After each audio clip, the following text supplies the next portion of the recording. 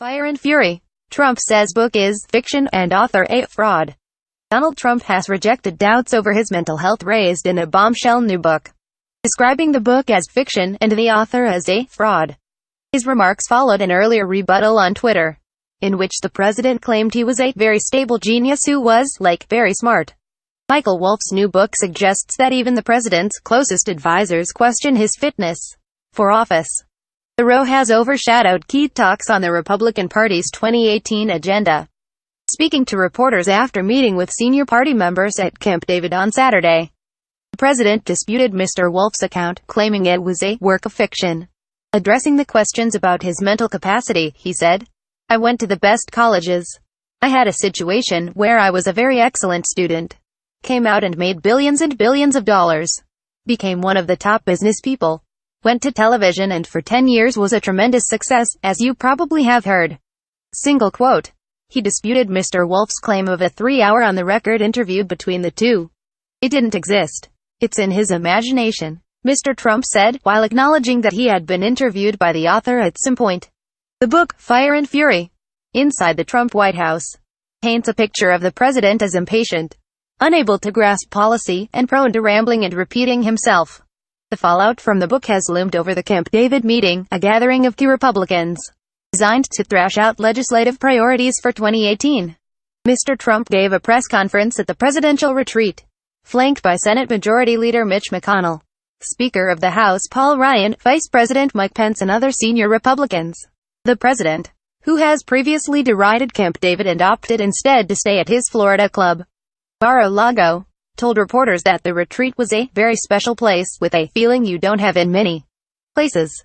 What's on the agenda? While short on detail, the president said the gathered Republicans had a couple of incredible meetings and discussed security, infrastructure, the military, all types of military situations. On North Korea, he said he hoped rare talks between North and South Korea will go beyond the Olympics, with the U.S. joining the process at the appropriate time. Single quote. He said the country would fight the scourge of drug addiction, and praised the successive countries that have treated the problem harshly. Those are the ones that have much less difficulty, he added. He has previously praised the leader of the Philippines, Rodrigo Duterte, over his drug policy.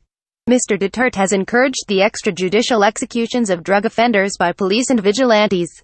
On immigration, he said he hoped to work with the Democrats on a resolution to DACA, the so-called Dreamers program for immigrants who came to the U.S. as undocumented children, and reiterated that Mexico would in some way pay for his border wall. The book everyone's talking about, Fire and Fury, went on sale early on Friday, days ahead of its scheduled release, amid the president lawyers' attempts to block its publication.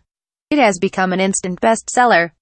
The book describes a Trump team shocked by their own win on election night, White House staffers saying Mr. Trump's mental powers were slipping, and senior administration officials calling Mr. Trump an idiot. It has also sparked a public rift between Mr. Trump and his former aide Steve Bannon, who is quoted as accusing Mr. Trump's eldest son Donald Jr. of treasonous behavior in meeting a group of Russians. Mr. Bannon and the author have both been the target of the president's ire over the past few days.